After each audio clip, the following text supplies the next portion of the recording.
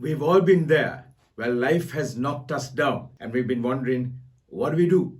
As Sylvester Stallone famously said in one of his Rocky movies, it doesn't matter how hard life hits. What matters is how fast you get up once you have been knocked down. So we've all been there. I remember there was a time when, I was having a really terrible time in my work. I hated every minute of it. Going to work each day was so bad, so depressing. I was under such a lot of stress. So like life had knocked me right down. I hated it. I hated the people I was working with, and it was really, really stressful. One of the worst points of my life. But you always get back up again, isn't it? After that. And that's what I did. It took a while. It took a lot of strength. It took a lot of determination, but it happened. So when life knocks us down, we need to get back up again. There was another instance in my life where I was told, you're having heart problems. You need to take it easy. You can't do all the things that you have been doing. You need to stop eating all these different types of food. And I thought, okay, so what's the point of doing all that? If you can't enjoy your life, what's the point? What's the point of living? So I started changing. I made lifestyle changes. Today, although I'm about 20 years older than when it actually happened, today I feel 20 years younger. I have lost weight. I'm healthier. I'm stronger. So when life knocks you down, what do you do to get back up again? How do you get back up if you have fallen down? I guess this topic is important to so many people, isn't it? It's important to all of us, because no matter how rich we are, no matter how poor we are, no matter how successful or not successful we are, life is going to strike us down from time to time. And we have to be able to get back up again. It could be something to do with us as individuals, our health, our jobs, the economy.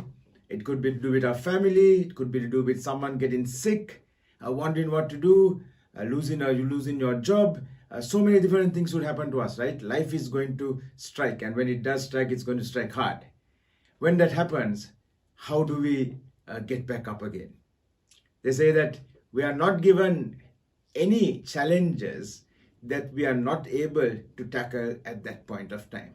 So the challenges that we get just makes us stronger, so that we are able to face bigger challenges in the future.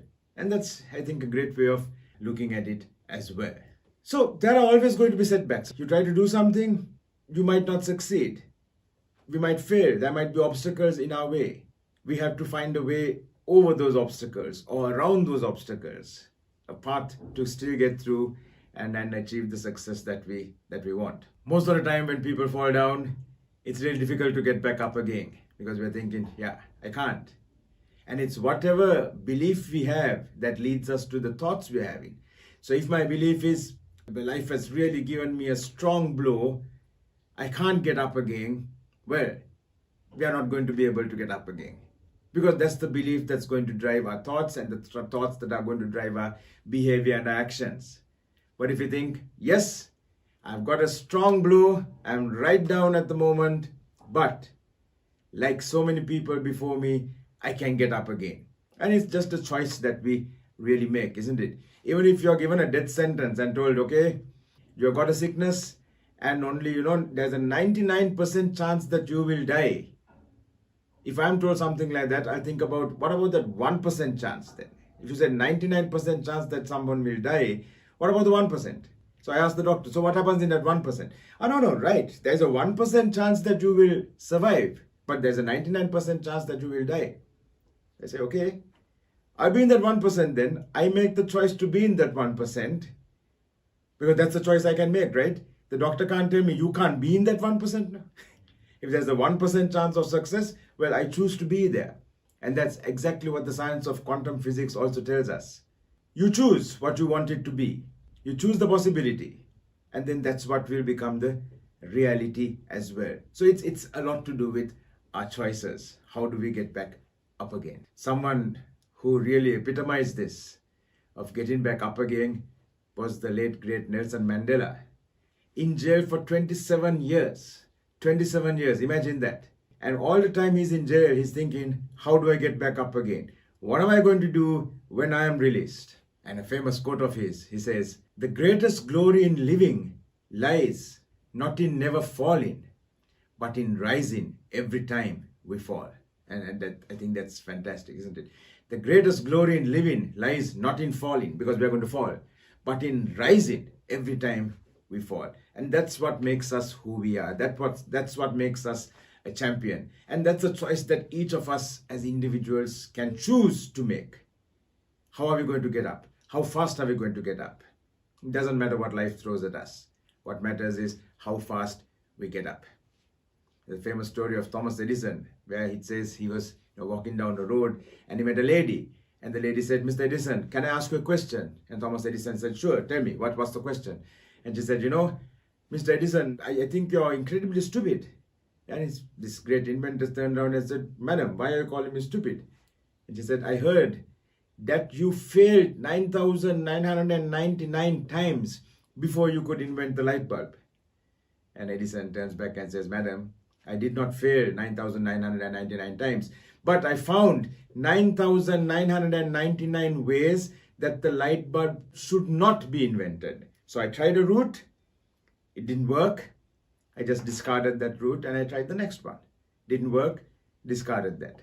So it's not failure, it's learning. That's a great way of looking at what we might sometimes call failure, isn't it? It's not failure, it's learning. As long as we are learning, we are not failing. It's all experience. In order to succeed, no matter how hard life strikes us, our mindset becomes very important, because our mindset is what is creating that foundation of beliefs. What do I think is possible? What do I think I can do? What do I think I can't do? Like Henry Ford said, if you think you can, you're absolutely right. And if you think you can't, you're absolutely right. What matters is not so much whether you can or you can't, it's whether you think you can or you think you can't. Because either way, you're absolutely right. You think you can, you're right. You think you can't, you're right. So do we have a growth or a fixed mindset? It's a very topical thing at the moment. Growth versus fixed mindset. A fixed mindset is, no, this is all I can do. This is all I know. These are the circumstances. This is the environment. Yeah, this is the politics, whatever it is. This is my organization. This is my boss. There's nothing else I can do. So it could be called a fixed mindset. It could also be called being a victim of circumstances. So growth mindset. I can always grow. I can always do something different. I'm always learning. Sky's the limit. Whatever I want to, I can do. Whatever I want to learn, I can do. And that's also being a creator of circumstances and not a victim. See, if you are a creator of circumstances, we can only progress, isn't it? We can only move forward because life is going to be fantastic. Because I'm always thinking, whatever happens, I have a choice there. Whatever happens, I can choose to do something different. So I'm a creator of my circumstances. I'm not playing the victim. It doesn't matter. Government changes, it doesn't matter. New president, it doesn't matter. I get sick, it doesn't matter. What do I do after that? I can still be a creator of my circumstances, which means I am in control of my life. And that's really great. That can only make us stronger. Let's not talk about failure. Let's get this word failure out of our mind. And whenever we do something where we consider that we have failed, let's label it learning instead. And the way we look at it is going to be entirely different. Because it's not a failure. It's a learning. It's an instance of learning. It's a situation of learning. It's an occurrence of learning. It's a chance to learn. It's an opportunity to learn. That's great. We can never succeed in anything without failing. You talk to some of the most successful people in the world and you ask them, did you ever fail? They'll tell you thousands of times. I have failed so many times. Try something, fail. Doesn't matter. Learning, not failure. And now I look at it in a different way. What can I do differently? I shouldn't keep on doing the same thing in the same way and expecting a different result. That was famously what Einstein called his definition of insanity. Doing something in the same way but expecting a different result. So that's not going to help us to succeed then. If I do something, it doesn't work, what do I learn from that? How do I do it differently? That's all. And then we can keep moving forward. Have you read the books Harry Potter? I have. I used to wait for the next one to come out. I watched all the films as well. But did you know that J.K. Rowling was rejected by so many publishers? I don't remember the exact number. I think it was 20 something publishers who rejected her, who said, this is nonsense, we don't want it. Until she finally struck success with one of the publishers, and the rest, as they say, is history. She became a multi-billionaire after that. But so many people rejected her. Colonel Sanders, who started KFC, was rejected by so many people before he finally was able to get someone to help him, to back him, to finance him, so that he could start this restaurant which became a global chain. So, somebody rejects us, don't worry about it. Let's just keep looking, keep finding, till we find the people who are going to support, who are going to help us, who are going to invest in whatever idea that we have. Life can knock us down. What matters is how fast do we get up. So what are some practical steps that we can use to get back up when life knocks us down? Number one, we need to first accept what has happened. Accept the reality. Look at the situation, see it for what it is. What has happened? What can I learn from this? What did I do right? What did I do wrong? What do I need to do different the next time? They say you can never help an addict to come out of his addiction if he or she doesn't first accept that there is a problem. Because if there is no problem, there's nothing to solve, right? In order to solve something, we have to first accept that there is a problem, an issue, and then we can solve it. Take time to figure out what happened. What can I learn from this? What did I do right? What did I do wrong? What am I going to do different the next time around? And learn from the experience. So based on our reflection, we can actually set new goals. So therefore, what am I going to do? What am I going to do differently? And make sure our goals are smart, specific, measurable, achievable, relevant to us, and it has a time frame in which I'm going to achieve this goal. Also, build a support system, right? Have some people whom we can count on to give us straight feedback. I need someone to tell me, Sanjeev, I don't think that's going to work. This is wrong. Or why don't you look at it a different way? At least to challenge me, to call me out when I'm trying to do something which is actually stupid.